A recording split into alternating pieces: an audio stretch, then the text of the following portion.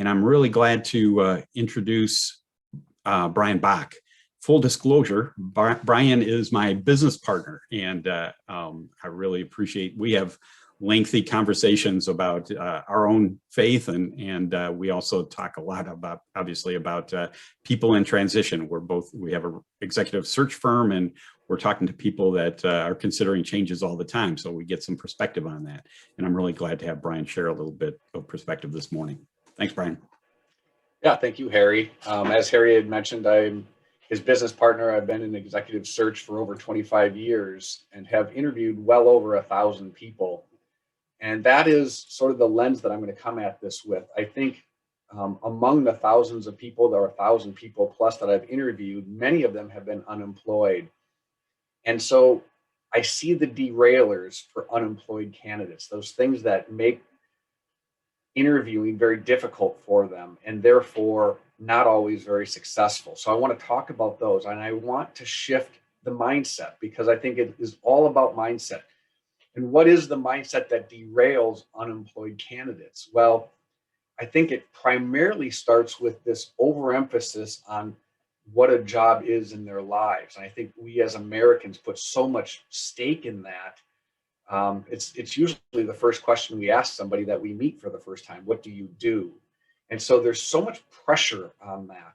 And that pressure is not just in what do we do and having to answer that question to our peers or our friends or our neighbors, but it's also obviously financial. It can be familial. You know, our spouses are looking at us wondering, are we going to get back to work? Are we going to support the family? There's just a lot of pressure. And that pressure is real. It's not like we can sweep that under the rug like it doesn't exist. But how can we enter into that space and sort of have this, let's call it a pressure release valve, because there is a pressure release valve. And if you understand that, it can change the way you enter into interview processes. One thing I will tell you that I experienced from unemployed candidates, it's almost universal. And that is they'll enter the job search with you and they come to a conclusion. This is unemployed candidates will come to the conclusion that they're perfect for a job, typically just by reading the job description. And I think we all have a tendency to want to do that. That's not necessarily in and of itself bad, but what happens then is that candidate then turns to try to prove that to you.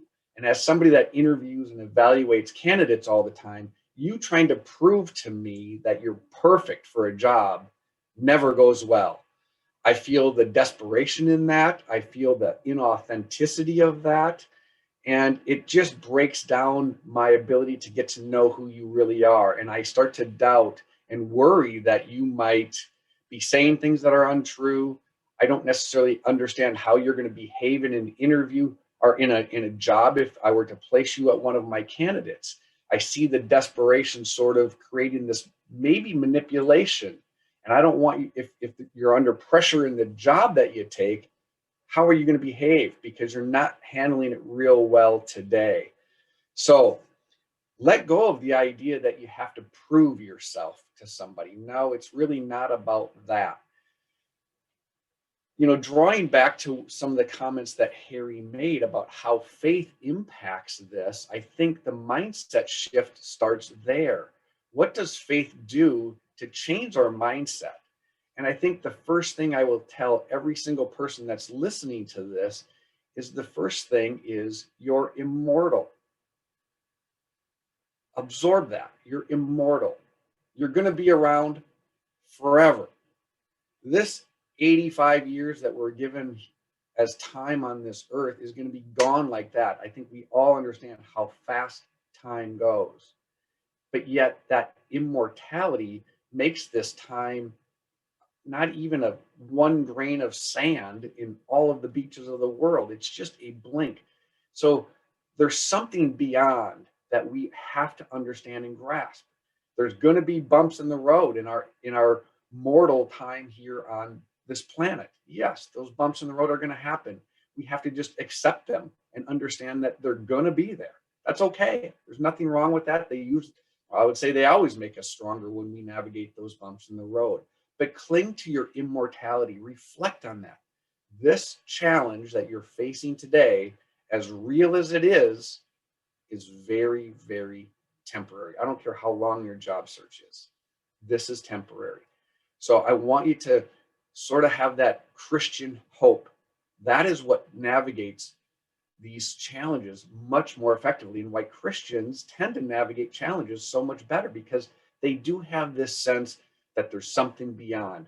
They don't wrap their entire identities around their jobs.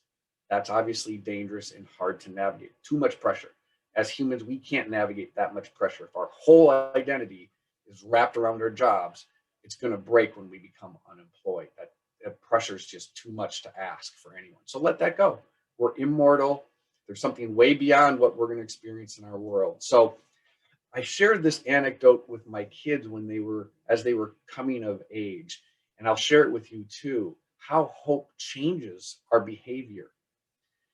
I told my kids as they were getting older, on Christmas Eve, I could ask you guys when they were in elementary school, still believing in Santa Claus, I could ask you to do anything, any chore around the house, and they would do it without complaint, with a very positive nature, because they had this hope of tomorrow, Christmas, and all that meant to them as young children.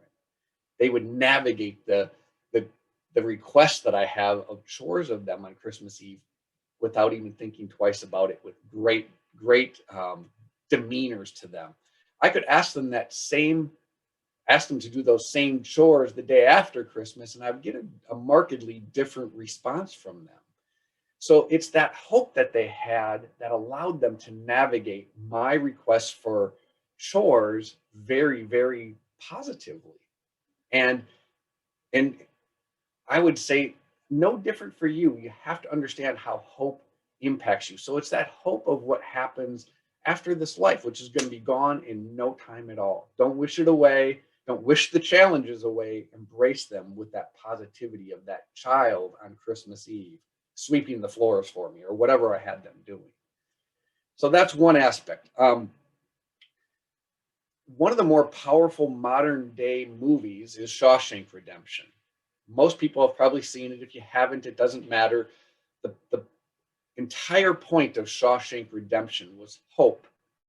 It was spoken to very plainly in the movie, but it juxtaposes two prisoners, Andy Dufresne and Ellis Red Redding. Andy clung to hope. Red wanted Andy to let that go. There's no place for hope in here. You're in here, they're out there. Nothing we can do about it. But as the movie unfolds, we see that the hope that Andy had produced an outcome. That outcome, and I think we maybe, to draw back just a second here, to define what is Christian hope. What does it mean? That word, hope. So the definition of that in the Christian worldview, it's a combination of something we desire and an expectation of receiving it. And it's that expectation of receiving it that drives behavior. My daughters had this expectation of Christmas Day, what was coming, what they would be receiving. And that drove their behavior the day before Christmas. So we let that hope drive our behavior. Andy let the hope in the movie drive his behavior. And we hear for over 20 years, or around 20 years, he picked at the wall in his prison cell, picked at it painstakingly for 20 years, until he had a hole in that wall that allowed him to gain his freedom. Now, it sounds like he was a prison break. If you haven't seen the movie, he was imprisoned, not justly. He didn't commit the crime that he was imprisoned for committing. So his freedom there was something that was justified. But anyway, he didn't let his imprisonment stop him from having hope and stop him from behaving in a way of expecting to receive his freedom. And he picked at the wall. You're all in that state where you're unemployed, and you're picking at that wall because you have hope that it will set you free. It'll set you on course to your next job. So I want that mindset to be there, that mindset of hope. Desire something, expect to receive it, and let that drive a positive behavior, a positive disposition into achieving that. Even for you profound introverts. By the way, introversion does not mean you're antisocial. It just means you enter into social dialogue differently. I think you're going to maybe even have the opportunity to question our panelists about things like that. But anyway, I will go back to hope and what does it do? It is the pressure release valve. If you put all of this on pressure on you, you're going to behave in a way that tries to prove to somebody that you're perfect for a job. So what behavior, I mean, the $1 million question is what behavior then can we adopt? I'm wrapping up here quickly, but that behavior, that change then has you recognize that a job search is about human relationships. I don't want you to prove to me that you're right for a job. I want to get to know you so I understand who you are, how you operate, how you behave, what skills you bring to the table. To do that well, you have to share with me not just what you've done. You have to share with me why you do it, how you did it. That starts to become very personal about you. You do things a certain way that no other human being does. And if you tell me those hows or whys, you do things for different reasons than anyone else, I get to know you. That is the secret sauce of a successful job interview process. They get to know you. You're not trying to prove anything to them. You're just sharing who you are in the context of the jobs and the experiences you've had professionally. By sharing with them the hows and the whys you did it, don't just tell them what you did. So that human component ultimately weaves the tapestry of humanity together in the vision of God, that we are one tapestry woven together. Society, obviously, there's a lot of things that are pulling that tapestry apart. Your job, share how and why you do things, and that weaves you into that tapestry. And that is incredibly attractive to people like myself that are interviewing to get to know who you are, how you behave. That's what's exciting to interview, people that do that well. So cling to hope to let go of all that pressure, and then share who you are by sharing how you do things and why you do things in your professional life, and you'll have a successful job search. Harry, I'll turn it back to you. Appreciate everyone for listening, and best of luck to you all. Feel free to reach out to me and connect via LinkedIn if you so desire. Thanks, Brian. Really appreciate it. And I am now also really glad to introduce our panelists. As I mentioned earlier, I really believe these guys to be some of the best networkers in the Twin City area. We're fortunate there are some great networkers around the area, and you may know others as well. And we were talking before we got on here about Jenny Jeffords and Greg Rye, who do a fantastic job of helping people in job transition and seem to know everybody as well. But these guys, I think, have a great insight. What I really appreciate about this group is everybody kind of comes at things from a little different direction. They have different personalities, different ways of seeing things, and yet each of them are highly effective. And in case you haven't heard, networking is pretty important in your job search. And so it's hopefully you'll be able to get some good insight on that today with these guys. I'm going to ask each of them. We have Ryan Carlson, George Murray, Jeff Meacham, Wes Roper, Lenny Newman. I'm going to ask each of them to introduce themselves and then also answer right off the bat. You know, you have to, in order to be a great networker, you've got to be an extrovert, right? Tell me your views on that. And Ryan, we'll start with you. If you can introduce yourself. And by the way, as they do that, I'm going to go off screen here, but I'm going to be the Wizard of Oz voice in the background. You can start now putting any questions you have in the chat box, and I'll be reading them off to these guys after they do their introductions. So feel free throughout the rest of the morning to be putting questions in the chat box, and I'll let these guys go. Thanks. Hey, Harry, thanks. Ryan Carlson. I am the Senior Vice President of Business Development at Fidelity Bank in Edina. We are a commercial bank focused on helping small to mid-sized businesses grow. And the question is a great question, Harry. I am actually an extrovert, but I know some folks that are introverts that are excellent networkers, some of whom are on this panel. I'll let them speak for themselves. George.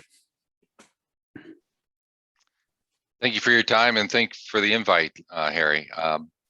George Murray, Global Vice President of Operations Supply Chain for Dynatronics. We are a medical device company.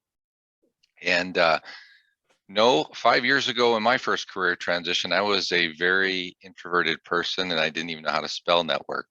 As we were talking early on, I was fortunate enough to really center my connections early on with the folks like Lenny Newman, who was number 8 in my first round of networking. Greg Rye was number 2 and Jenny Jeffords number 12. So they helped me on the path of what was right and wasn't. So Terrific. George may or may not mention it later, but in his background there, he's got a picture of his book, 𝙅𝙤𝙗, which actually just got an award, which much well-deserved, but excellent book. If you want to learn more about networking from his perspective and his own job search, be sure to pick up a copy. It's on Amazon. Jeff. Morning, Jeff Meacham, president of a tiny little firm named Forward by Choice. Forward by Choice is an important concept in networking and career search. Being part of something larger is more important to me. So I'm part of an organization called Giant Worldwide. My connection handle is Giant Connector, and then part of something larger, which is the kingdom. And Brian talked about it, Harry talked about it, and that's why I get up in the morning, is to create connections in the kingdom. As far as the introvert thing, Brian talked about identity, and to me, first is being secure in your identity. If you're an introvert, fantastic. Some of the best networkers I know are introverts because they're great listeners. But be secure in your identity, be secure in who you are, and networking happens one at a time. And that is a fantastic way for networkers, for introverts to approach that. Terrific, thanks. Wes. Hi, everybody. I'm Wes Roper. Professionally, I'm a business broker and a franchise broker. I left a corporate gig where I was a technology leader at a big company in town and just kind of ripped the Band-Aid off and started my own thing, and sat in one of the in-person Crossroads events and was kind of awestruck by how impressive everybody's resumes were in the meeting. And it just kind of dawned on me that networking can be really, really, really hard and really, really intimidating. And I'm a really introverted guy.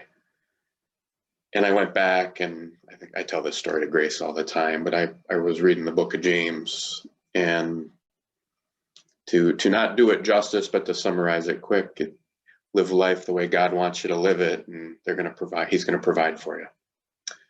And I kind of took that to heart, and I believe in my heart I have gifts to give, and I also have a lot to learn. And I approach these networking meetings the same way. I don't think anybody's any better or worse. I don't think there's a king of networking or a queen of networking. I just think that everybody's got something to give to a networking discussion, and everybody's got something to give to it. And if you can find that, you generally have a pretty good meeting. So, As the reason we have Wes on this meeting is because he has become a powerhouse networker, but is not from the background that you typically think of people that are great networkers. And so I really appreciate Wes. And Wes actually helps lead our Networking with Grace group every Thursday morning, and has a great deal of input there. Last but very much not least is Lenny Newman. And Lenny, tell us about yourself. Harry, good morning, and thanks for including me in the panel this morning. Lenny Newman, I'm currently the Director of Business Development with 𝙁𝙤𝙗. 𝙁𝙤𝙗 is a local CPA and advisor firm. And like Ryan, I am also very, very extroverted, but I also agree with my fellow panelist, Jeff, that I enjoy meeting with people who proclaim to be introverts, because they are amongst the best listeners, and I find I have the most enjoyable conversations and discussions with people who are introverted. I look at every networking interaction as an opportunity to meet someone, learn more about them, and most importantly, try to figure out how I can help solve a problem or problems or challenges that they have through my network. So that's a little bit about me, Harry. Terrific. Thank you. And with that, as I mentioned, this is all about your questions and what's on your mind and what you want to learn from these guys. You put questions in the chat box. As I read them off, these guys will answer as they pop up. No order or anything. I won't call on people, but looking forward to what's on your guys' mind. If in the meantime, while we're waiting for questions, if you have one nugget that you think is critical to networking or philosophy that you think kind of backs everything up of the way you go about your networking, please share that with us.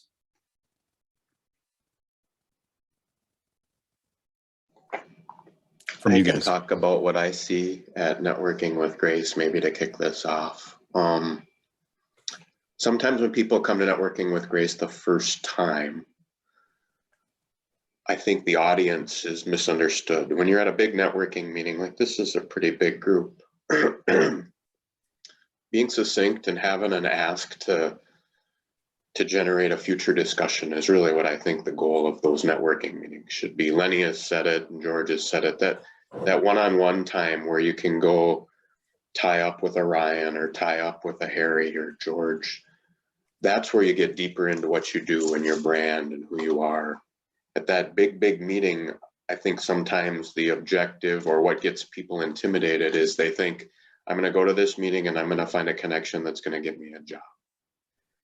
And I really kind of think to level set the expectation and to increase people's spirits to go to those meetings is to say, I'm just trying to meet one person that I can sit with one-on-one that can help me get to my end game. Because it's hard to make a referral if you don't get to talk to somebody one-on-one. So. No, it's a great point, Wes. One of the things that both Lenny and myself in this first half of the year, we both went through a little bit of a transition at a little bit of different times. And I kind of related to the military. We were foxhole buddies, right? Lenny was out there looking and I was actually secured in the job at the period of time. So he was basically on belay. If you're rappelling out of a helicopter, I was holding the rope to make sure he didn't fall too much, and I kind of guided him to his landing. He did the opposite. When he landed, I turned around and I was on jumping out of the helicopter, and he was basically making sure that I had a good soft landing. Every Sunday, religiously, for 30 minutes, we were basically saying, hey, what could we do? How can I help you? How you can help me, etc. You know, you just need that one person to really solidly gain you momentum each week. I guess what I want to chip in with is I find that I get a lot of questions about what's a real good definition of networking. And as I've thought through it over the last several years, and everybody on this call, no exception, it really is about building a relationship. It's relationship building. It's how do you go about building your relationship, and who shows up in those meetings. And I think, Wes, your comment is, if you go into a networking meeting with an expectation the person on the other end is going to help you find a job, that networking meeting, I believe, is doomed for failure. I really do. I believe the appropriate thing to do is try to meet the person, understand who it is, who's on the other end. I oftentimes go first.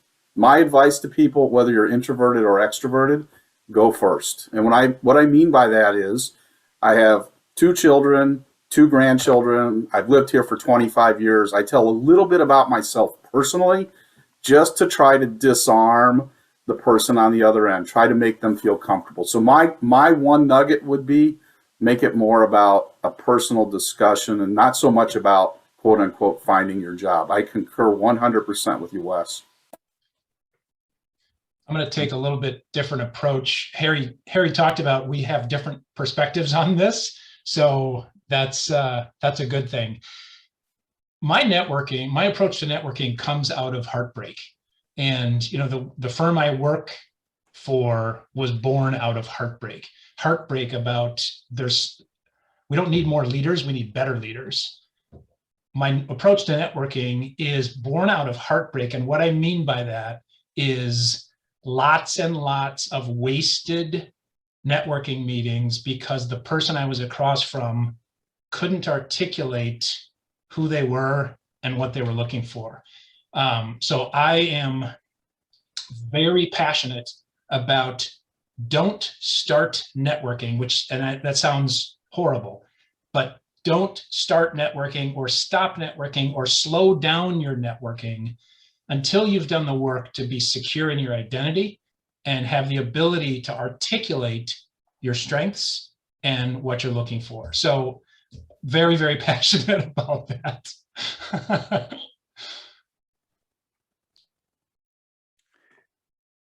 Sounds great. Let me jump into a couple of these.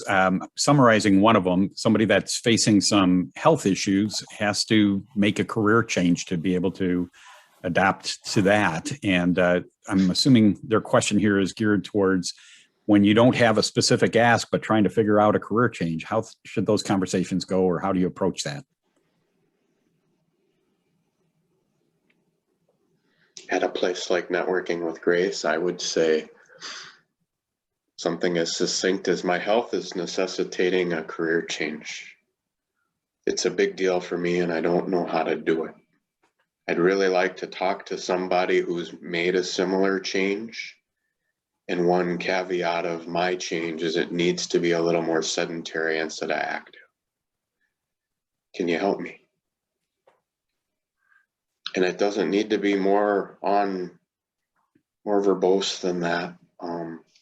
One of the things I'm here, but West Tang is kind of my, you look at us and we're as different as day and night, but he does an amazing job at Networking with Grace of increasing everybody's spirits.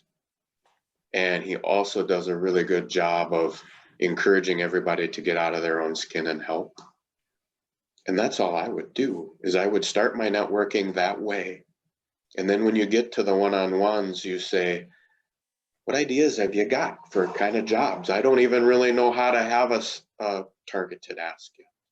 And you let the networking meetings give you perspective to enable you to build that targeted ask.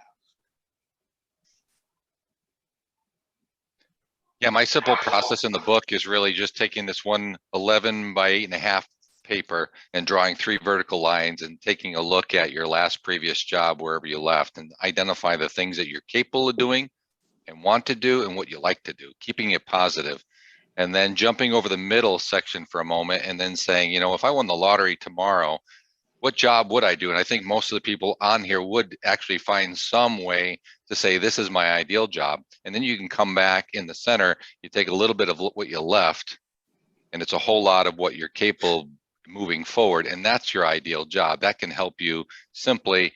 And I did that on a Saturday morning, and that helped me back to, I think, one of your points, Harry, is knowing your ask, and Jeff had talked about it, really knowing your ask before you get up and jump out there. It's really important because people have a general interest of helping. What I find is that people are struggling to define their ask when they first meet. Yeah, the only thing that I would add to that is I think it's critical to find what you're passionate about doing, because if you find what you're passionate about doing, and I can speak to personal experience here over the course of the last 4 or 5 months as I made a career change and a pivot. If you're passionate about what you're doing, you really love what you're doing, there's just no better feeling. And start with what you're passionate about doing, and then work with your network and people one-on-one to see if they can assist you with what you're looking to do. That would be my advice. Terrific. I have a great question here that he says, after the initial introductions and networking, how do you maintain the connection without being annoying or bothersome? And I love this question because I think for too many people, they view networking as a one and done, one-hit wonder. They reach out to somebody once, have a conversation, and that's the end, and they never reconnect at all. But sometimes the most valuable information are on those second and third contacts. But how do you do that in a professional and unannoying way? Maybe I'll take that one to start. So I think a couple things come to mind. One is what I see the best executives that are in transition do is send a monthly or quarterly newsletter update, if you will. Hey, here's what I'm doing. Here's where I'm at in my search. Here's maybe where I could use some help.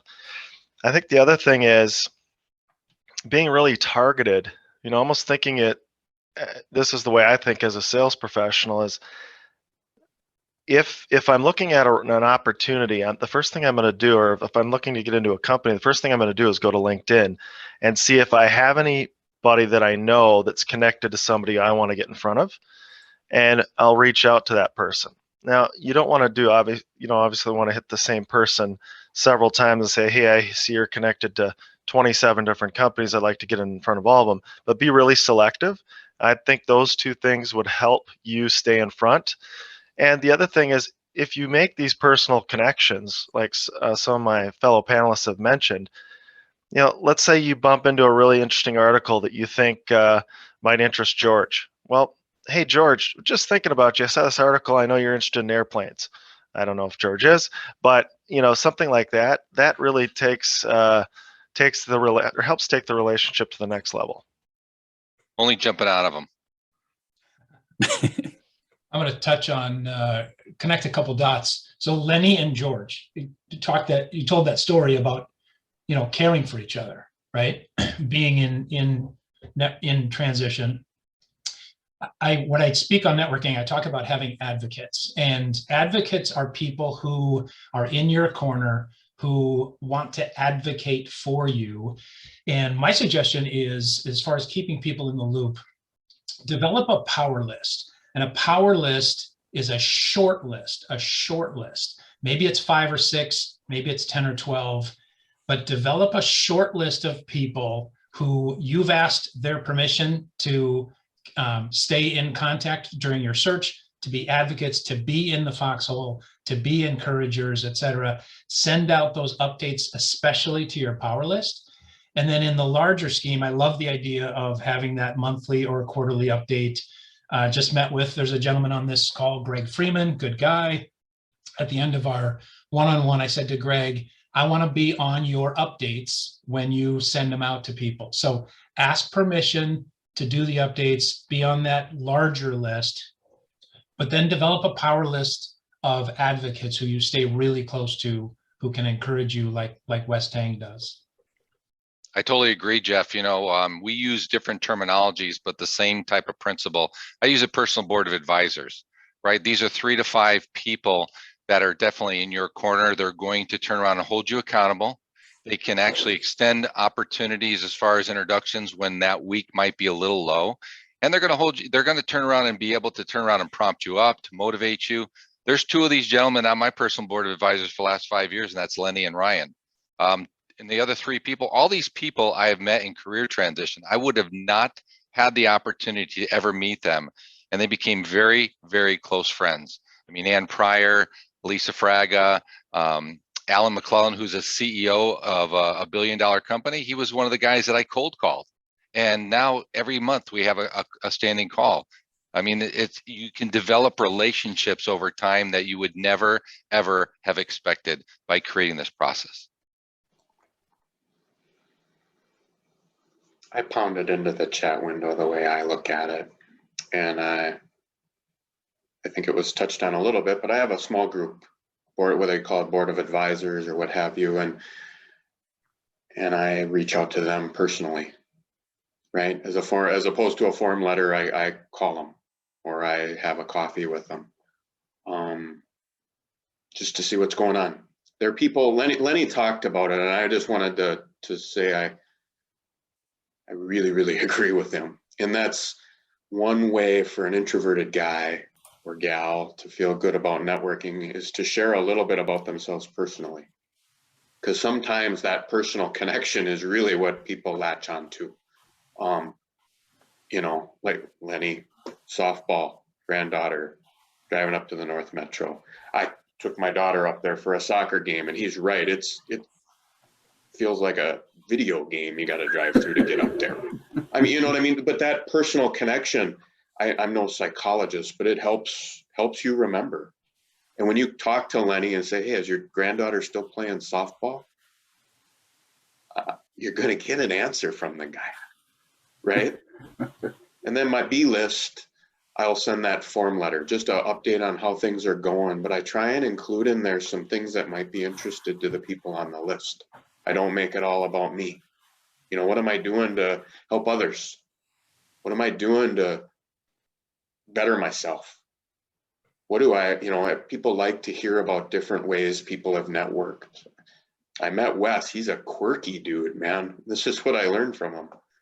And then the C list of people, no disrespect to them. You need to network with a purpose, and that purpose is for you to get a job. And that C list are people that you're not sure can get you a job. And I don't bug them. Maybe once or twice a year. My 2 cents. Actually, I want to interject, and you guys can talk about this, but it's really about relationship, right? Not just hitting up people for how can they help you, but building relationship, and authenticity and sincerity goes a long way to building that. Want to talk about that a little bit? Hey, Harry, I'll take this one. One of the and I see there's a number of people who are on this discussion who I've had the good fortune to meet in addition to the panelists. And one of the things that I've kind of built into my process, and this really was this came up as a result of COVID. I mean, people were pressed for time, and I actually introduced an idea where I would just meet with people in an introductory call for 30 minutes. And I tried to send out just a 2 or 3 bullet point agenda prior to the call. Just here's 2 or 3 things that I want to cover. This is what I want to learn about you, and then save 10 or 15 minutes for the latter part of the conversation. And somebody made the comment earlier about, you know, one and done. I think all the panelists here don't really want a one and done type of conversation with anyone. We all want to build a relationship. That's the real value. And what I've built into my process is after the initial conversation, I prompt for another conversation. Conversation number 2. And conversation number 2, to me, that's where all the magic really begins to happen. It's going deeper, learning more about who your targets are. You know, who do you want to meet? How can I share my network with you and help you accomplish your objectives? But there's a little bit of skin in the game, and there's skin in the game on my end as well as people who I'm interacting with. So I think COVID helped me tighten up my networking, and quite frankly, I think it's made me as well as others who I've interacted with a lot more effective networkers by and large. So that's my 2 cents, Harry. Great. Any others? Well, so George talked about the relationships that he has formed as a result of networking. To me, embracing the journey is I'm going to be different because of the people I meet in transition. And I would love to encourage each of you to make networking a habit, make it a routine. Again, it's heartbreaking to me when people stop networking after they've landed. I don't understand that. I've never understood that. God created us to be in relationship with him and in relationship with each other. At the end of the day, it's the only thing that matters is relationships. So once you land, and you will, God has a plan to prosper you. Once you land, please continue networking, because it's those relationships that are going to make the difference. That's actually a great point. You know, Greg Rye told me early on when I met with him, he said, you know what, George, the more you give, the more you get. If you learn that sooner than I did, you will be so much more further ahead than I am. And I mean, anybody who knows Greg, I mean, he just had a get together a couple of days ago and they couldn't fit another person in the room. Right. Have somebody asking about, they have a networking lunch coming up next week, and they're really interested in an opportunity in the organization of the person that they're having lunch with. How do they best transition that conversation into a potential interest in a job there?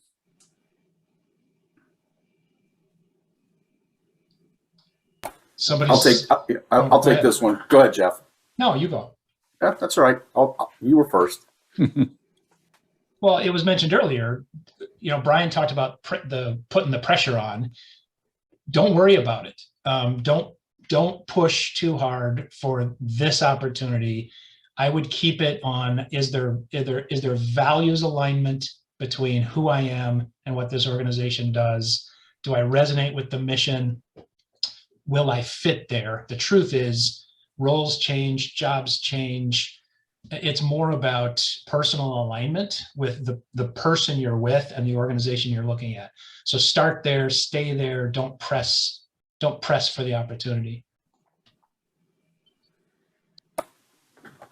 I would just add to that, not knowing any of the other details, I think you want to find out a little bit about this person, their experience at the company, how long have they been there, what do they enjoy about the company. Just say, the company is a company that I'm interested in learning more about. I would stay away from the fact that there's a job there. Learn more about the company, the person, his or her experience. And look, I mean, you may get to the end of the conversation. The person may say, is there anything I can do to help you? And well, as a matter of fact, I'm interested in a position. I applied. Do you know anything about the position, the hiring manager, et cetera? But I would not lead with that. I would not.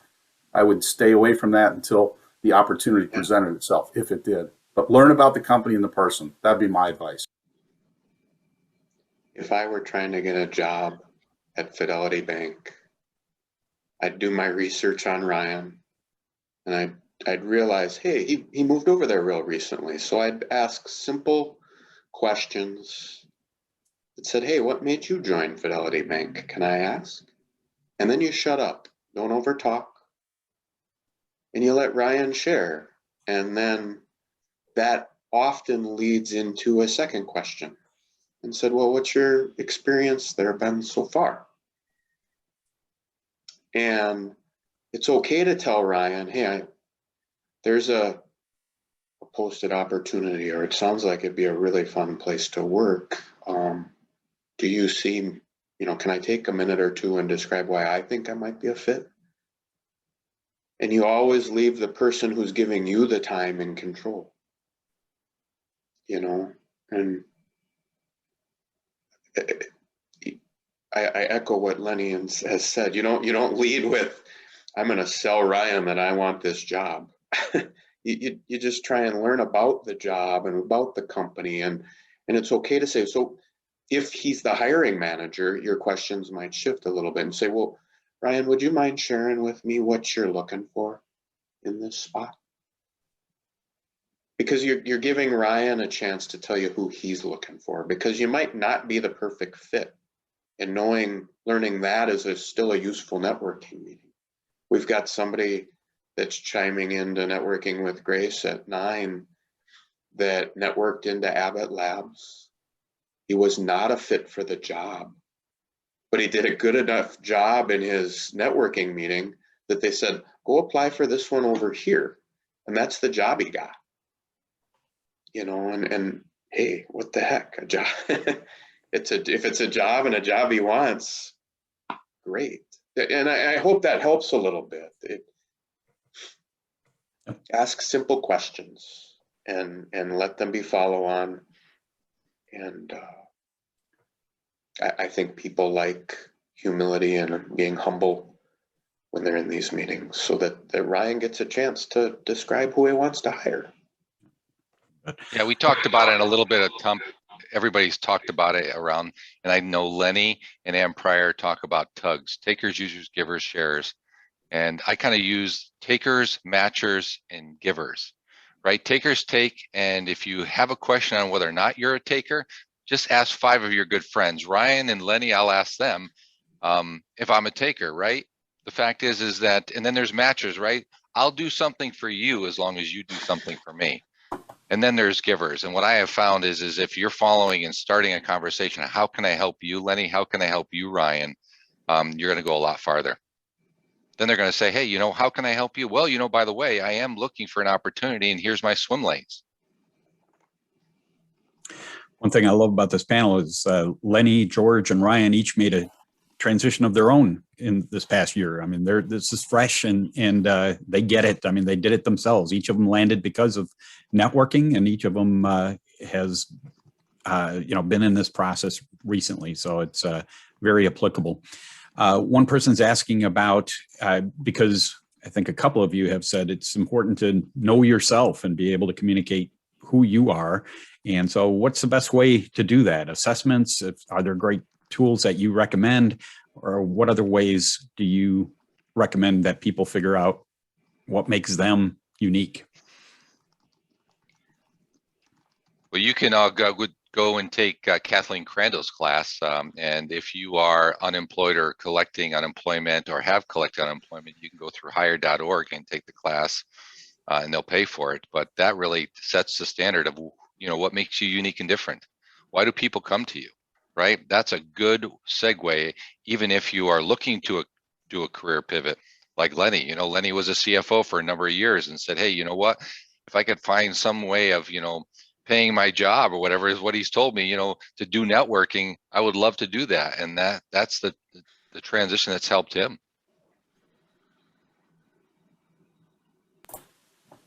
Hey, Harry, I'll jump in. In terms of assessments, I mean, obviously there's, Jeff's on this call, and I know he helps people with assessments. There are a number of people who are here in the Twin Cities, and honestly, the list is probably, it'll fill up 2 or 3 hands. There's 10, 12, 15 people, relying on your network to get that type of assistance. Look, there are so many people who are out there willing to help you, and there are organizations, unemployment, George mentioned, whether it's Hired or others. There's so many resources available. If you don't know about the resources, reach out to any of the panelists here. We're all willing to help you and provide you with those resources for sure. Yeah, and I'll put a link in the chat to the one that we use. It's a pretty powerful exercise. It's built on a Myers-Briggs typology. It's called the 5 Voices. Gives you these really nice, simple, understandable archetypes.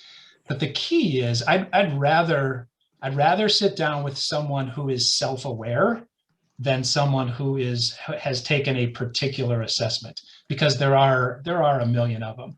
But give me someone who is self-aware and knows their sweet spot. And that's, for those of you who've seen me teach the sweet spot exercise, that is, gifts, talents, skills, and abilities.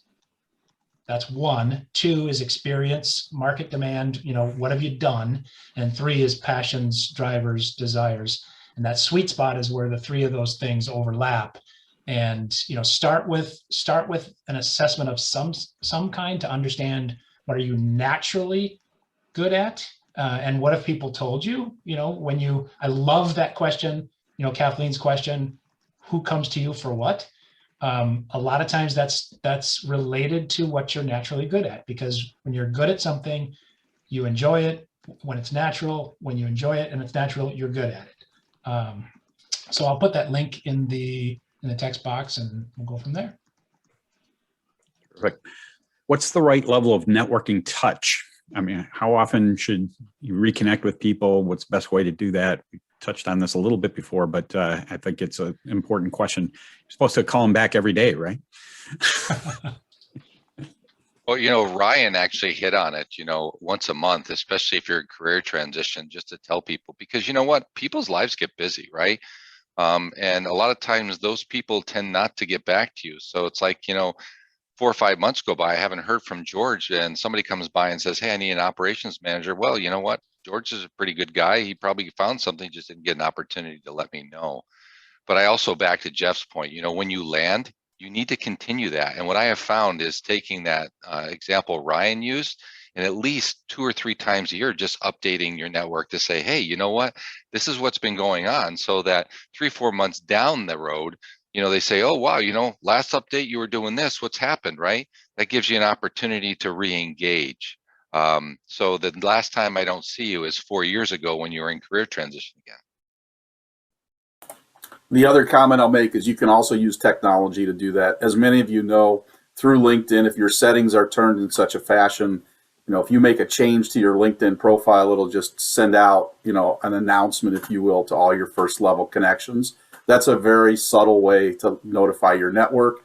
You're still out there. I'm still alive. I'm still doing something.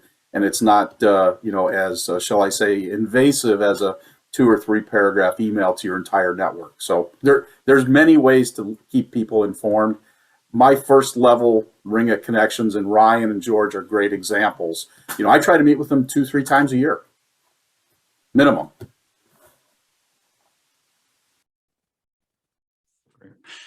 Got a question here that I'm just going to read it because otherwise I'll botch it. But how to handle networking meetings where the other person, the job seeker, has developed a super long list of connection requests culled from my LinkedIn connections, say maybe 12 or more names. I've encountered this and tried to limit them to 5 or 6 names and contacts to start. But when somebody comes to you with an exceptionally long list or demands of your time, how do you deal with that? Well, I'll answer for myself and a little bit for Lenny, because we're a little bit more forthright in correcting people in their networking process, whether it's something they need to improve on physically, mentally, or maybe a little bit of both. So we're a little bit forward, and we'll actually have conversation beforehand. Hey, George, I'm sending this person to you. Oh, by the way, can you kind of touch on this? But I think to the point, one of the things that helped me land quick in 35 days from the time I got a notification and I was out the door to the time I got 3 offers, 35 days, 112 people, was basically a 55, 250 process.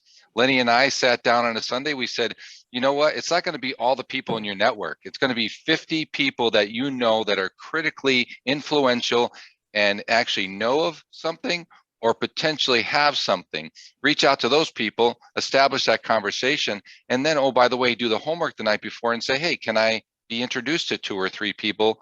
Do the homework, do 3 or 4 lines to help them introduce, take the work out of them. So all they're doing, copy pasting, helping you, they move forward, because time is something you can't get back, right? And so if they're going to give you 20, 30 minutes, you want to make sure it's valuable for both parties. And like we said before, I've always tried to manage the networking time a 70-30. Let them talk 70% of the time, get some understanding, belief, backgrounds of them, so that you can go back and build that relationship over time. Yeah, the other thing that I would add, I think that's great, is if you're going to make a pretty significant ask, I think being prepared as well to share is super valuable. Excuse me, as opposed to a great question, which is how can I help you? You might even be how about being even more proactive than that and saying, hey, Lenny, I know I have to imagine that as a business development person with a large accounting firm, you would love to meet business owners and CFOs. I happen to know 3 that I think could be really interesting to you. Would you be interested in meeting X, Y, and Z? And I think that you will find that as you give, and the thing that I find it very interesting is that when executives are in transition, a lot of times their confidence is shaken a little bit, understandably, but the value that you have and the network that you have could be incredibly valuable to someone else. And I know you're in the position to really looking for those asks, and I totally appreciate that. However, you might also think about it, how can I help this person? Because I have some value to give to this person, meaning the person you're networking with as well. And so don't forget that. Really, really important. Great. What comments or recommendations do you have about networking with multiple people at one organization at different levels? How do you have different conversations with them? How do you approach that?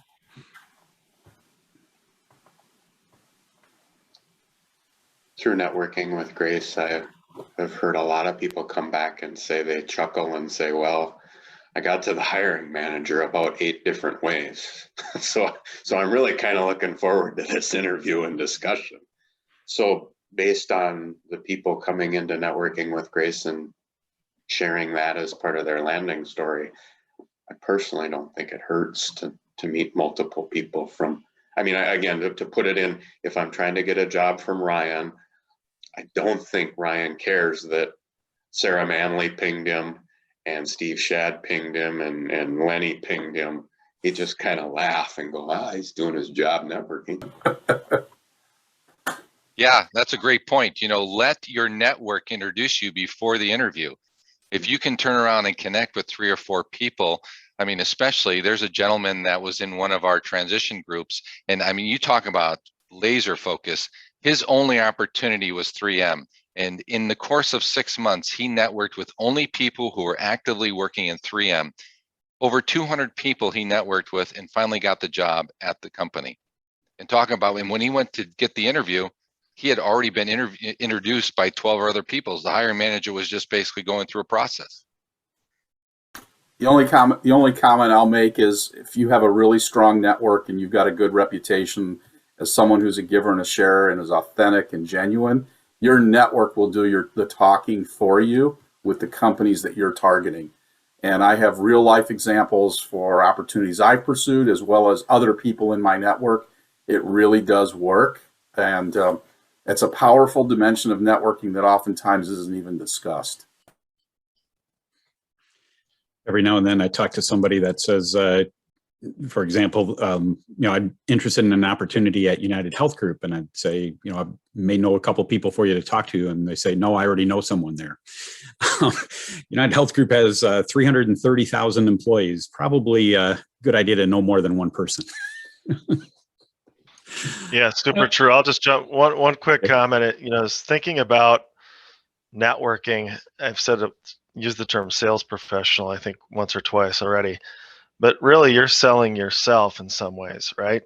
So in sales, we use the terminology deep and wide calling, which means exactly what's already been said, which is the more contacts you have within an organization, the better it's going to be for you. So I highly encourage that idea. I think that's a great strategy, and George's 3M example is a perfect example of how that can work. Exactly. Just want to make a quick comment. George, you put a discount code for your book into the chat. I really appreciate that, but you put it only to the panelists. If you would recopy that and put it in for all the attendees, that would be more helpful for them. Hey, but, George, how many copies of your book do I have to buy? Hey, if you buy more than 20, I give you a big discount. They come cheaper by the case. Right. There's a couple other good books from Jeff. I got to get the 5 Voices. That's the first time I've heard about that book. Uh-oh. We got to fix that. We have a question around another book. We've had Nathan Perez and Marcia Bollinger each speak on different webinars for Crossroads, but their book, The 20-Minute Networking Meeting, often recommended. What are your guys' opinion about the approach and the basics in that book? I'm happy to take this one first. First of all, I think Marcia and Nathan's book is very, very well read here in the Twin Cities. And for anybody who is new to networking or entering a job search, I highly recommend they read that book for only one reason, and there are more. I can always tell somebody who's read that book because they usually close the conversation with the following question. Hey, thanks for all your time. Can you just let me know, is there anything I can do to help you? That's a usual tell that they've read the book. So I highly encourage everyone to get that book. I will tell you, from a personal point of view, I cannot conduct a networking meeting in 20 minutes. I'll just full disclosure, it takes longer for me. I think it's a good guideline. As a matter of fact, when I was in career transition, Patricia Berg gave me that book, and I think I had met Patricia the 8th time, or my 9th or 10th person I met, and she's like, "This is a great book. If you've never been in career transition, it's definitely a good standard to get you moved in the right direction and kind of structure it."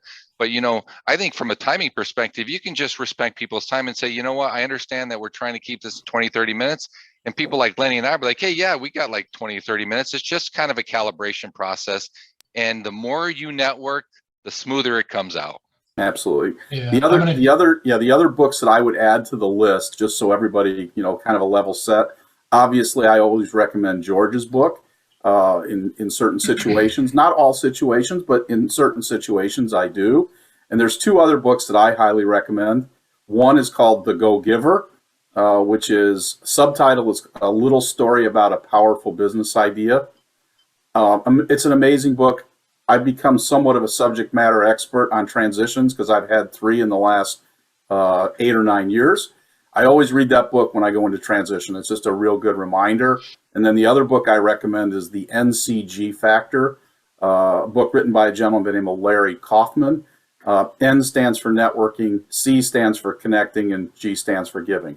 That's literally my 4 books of, networking for people who are either new to transition or haven't been in transition in a while. I'll shut up now. Yeah, Larry's going to be on our show, Coffee with George and Phil, on August 7th, for those who are interested. 2 things quickly. Life-changing book for me, and George actually quoted it verbatim. Adam Grant's Give and Take. That's where he teased up that concept of the givers, takers, and matchers. Give and Take was a life changer for me. Then a quick story related to the 20-minute networking meeting. I love Marcia. It's a mutual admiration society. I love Nathan. I love the concept. I'm with George and Lenny. I can't do 25 minutes. It's not enough. But here's the story. Woman by the name of Roshini Rajkumar. She's a friend of mine. She's in the Jesuit network with me. Roshini's an incredible strategic communications consultant. And so I've known her for years and years and years. We met when I was probably in transition in 2016. And toward the end of the conversation, I used that classic question around, what can I do for you? And she said, Jeff, if you have to ask me that at the end of the conversation, you haven't been listening.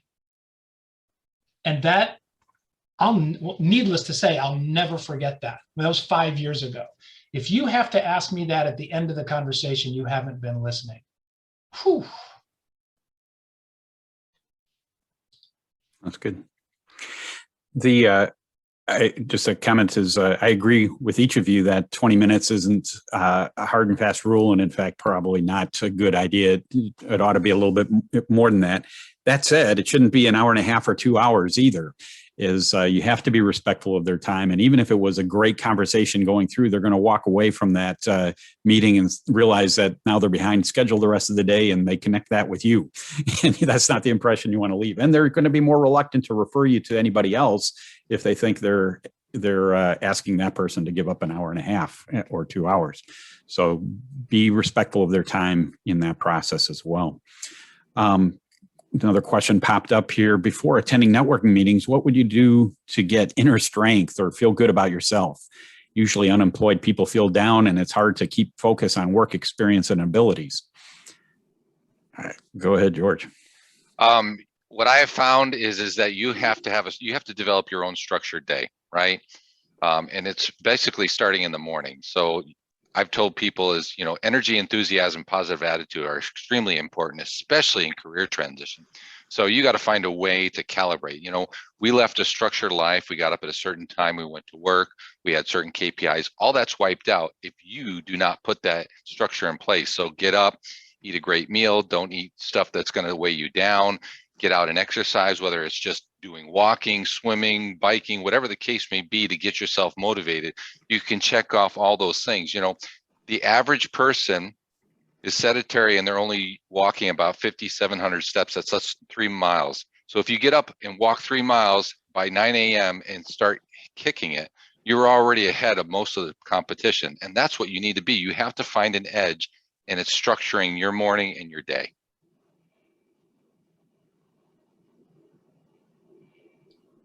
I'm a huge fan of the Clifton Strengths Finder. I'm a fan of the simple version, the $19 version. I'm not a fan of the $99 version and the $249 version, et cetera. But when someone's in a slump, when someone needs a little boost, returning to your strengths is a really great exercise. I would highly encourage each of you to know your strengths.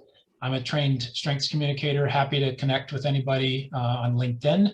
A couple of people have reached out to me during the meeting. So I love talking to people about their strengths. I think that's the first place I go when someone needs to remind themselves who they are. And while we're on the topic, remember who you are and remember whose you are. And God's got this. He's got you in the palm of his hand.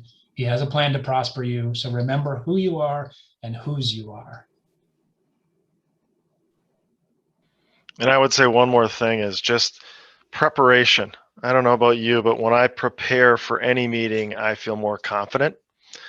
And again, I think if you think about it from the perspective of how can I bring value in this particular meeting, whatever you give, you're going to get more than that back, in my experience.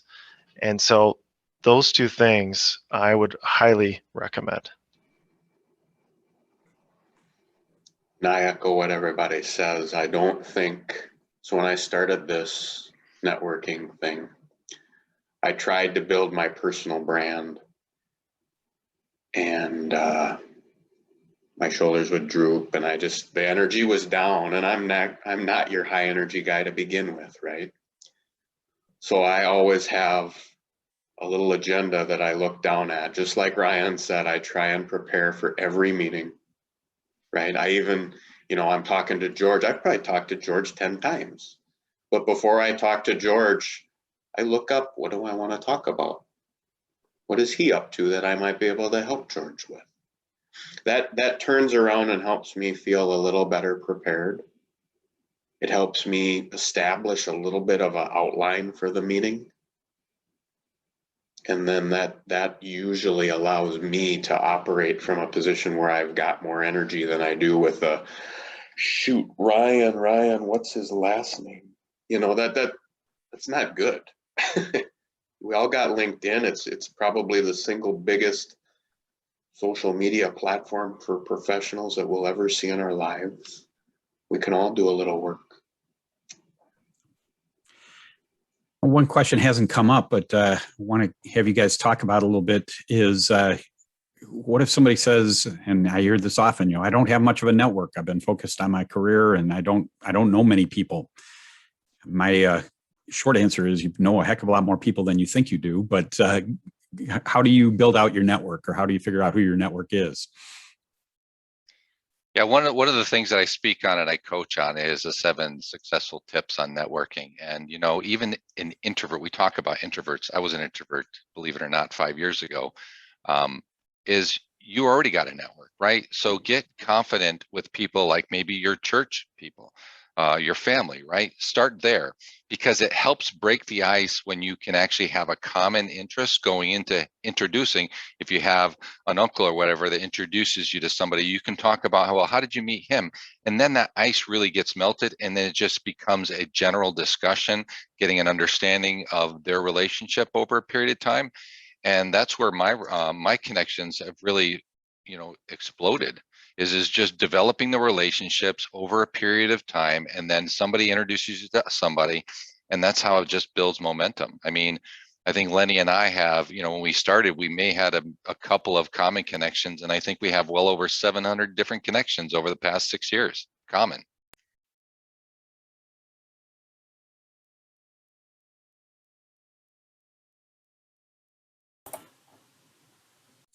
Great answer. Any other thoughts on that? Wes Roper just typed in, join a small group at Crossroads. I mean, you're gonna get 8 to 10, I don't know how many people that are all in transition from different walks of life. You're gonna get to know them well. It's probably the easiest way because it's repetition and structured. You're gonna talk to them every week. It's a really good way to start. And then the other, and Lenny talked about it, and I feel that way too. Whether it be a softball, or maybe you volunteer somewhere, or maybe you were active in a group and a lot of that group of coworkers has moved on. Let them know, hey, I'm in transition. I don't know what I'm doing. Can we talk? And there are people that already know you. You don't have to sell yourself in any of those cases. And that will help you, the 8 turns into 24, the 24 turns into 72, the 72 turns, and that's how it grows quickly. One other thing I would add. I think if I can. Go ahead, Ryan. Go ahead, Lenny. No, that's right. I'll yield. The only other thing that I would add there is that I think that it becomes daunting and overwhelming when you say, oh, I've got to really build a network. I don't really know anybody, or I don't know anybody where I need to know anybody. But as all of the panelists have said, it really only starts with one. And it's amazing how quickly it snowballs. And so if you do the right things with one, they're going to introduce you to 2 or 3, and so on and so forth.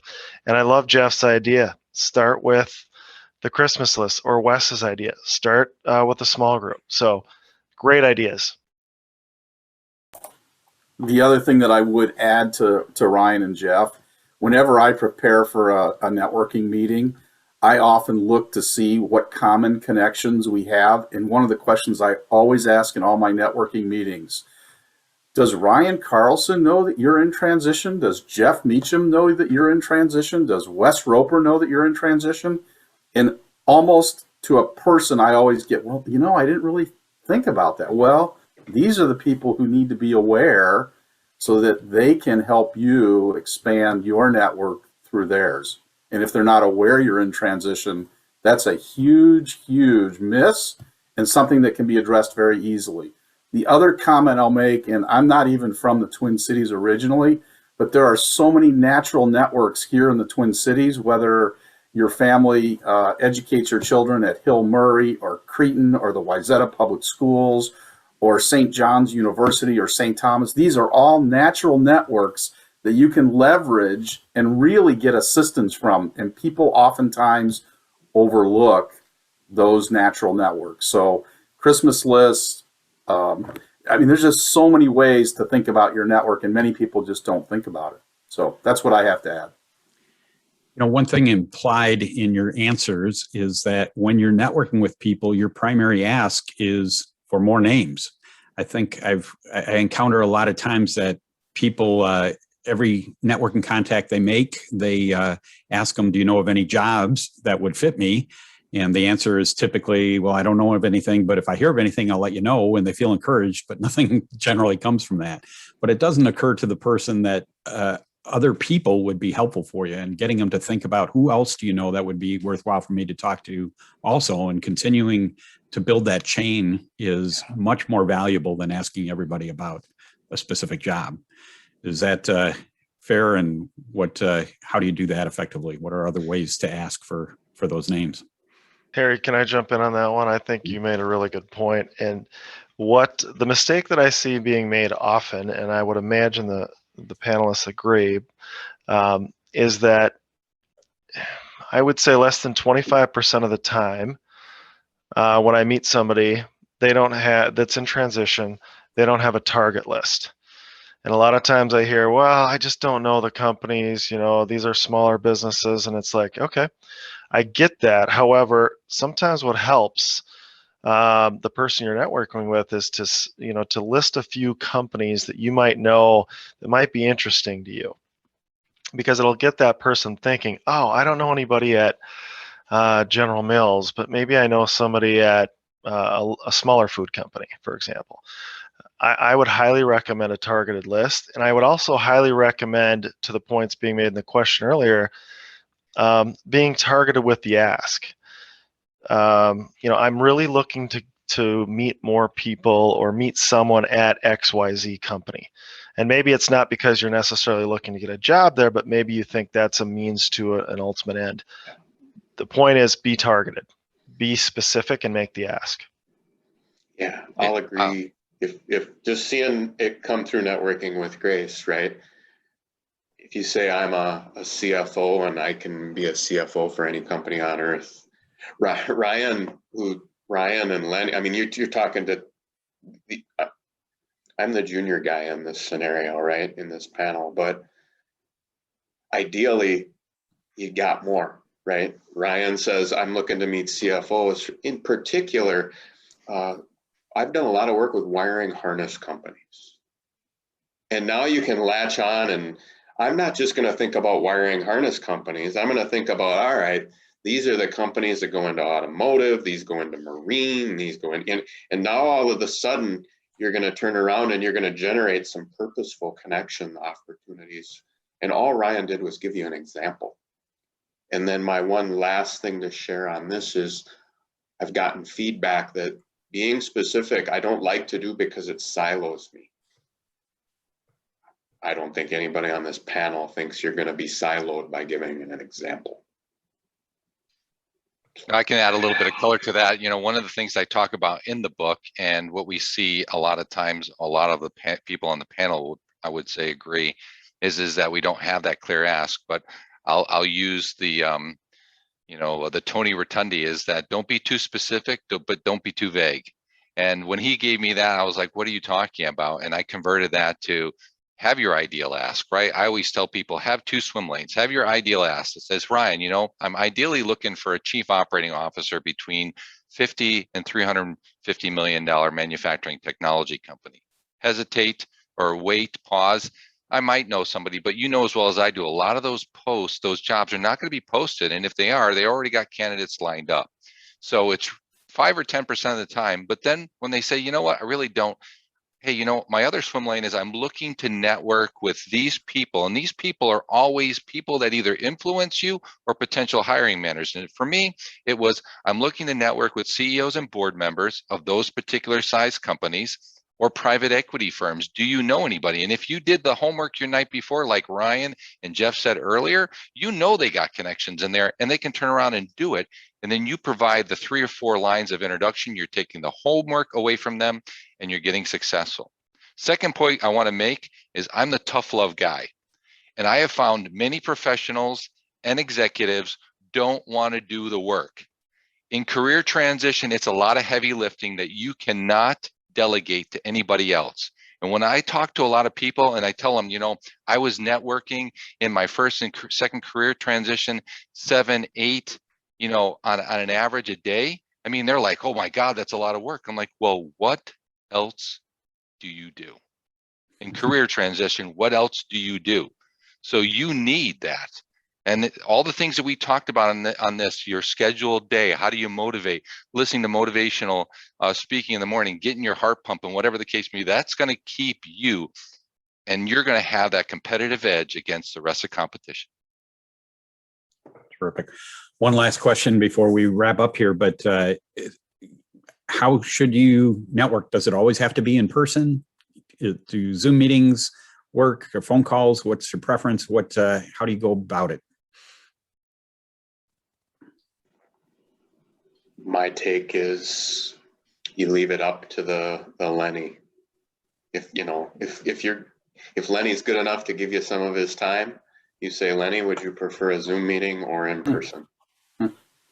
And we've all figured out how to use Zoom. We might have some fatigue over it, but we've figured it out. If Lenny is a coffee guy, meet him. If Lenny's a Zoom, or sometimes when they're working, they're busy and Zoom is convenient because you can dedicate. We got a lot of people from Networking with Grace that keep their networks alive in the middle of the workday. They just block their calendar off for a half an hour and say, I got time from 3 to 3:30 on Thursdays. Well, then Zoom's really the only option, probably. So the only thing I would add to that is I think we've all learned over the course of the last 18 months, 2-dimensional is certainly workable and it's great, but I will tell you, I'm a big fan of 3D, where I can do it with my schedule and make it work. I love 3D networking. There's nothing better.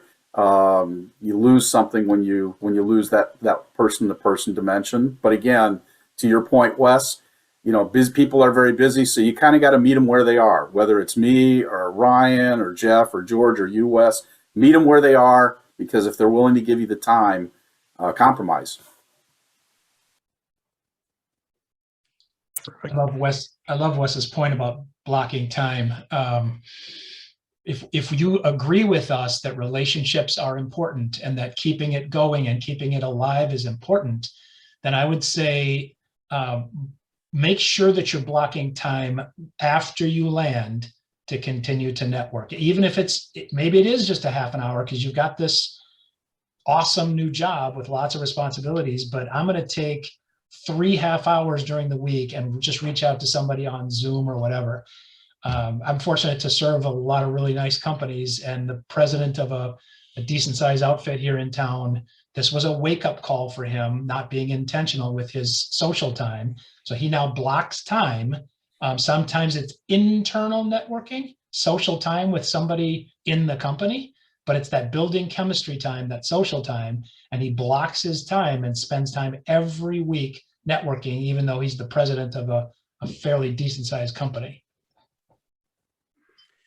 Well, guys, we're at 9 o'clock. I thank you so much, each of you, for your time. I hope people were able to take a couple of nuggets that they're going to be able to put in practice this next week or next month, whatever time frame they're on, and appreciate all your input and insight. I think, as I mentioned, I really consider each of you tremendous networkers in the area, and have done this well, and have shared a lot of great stuff.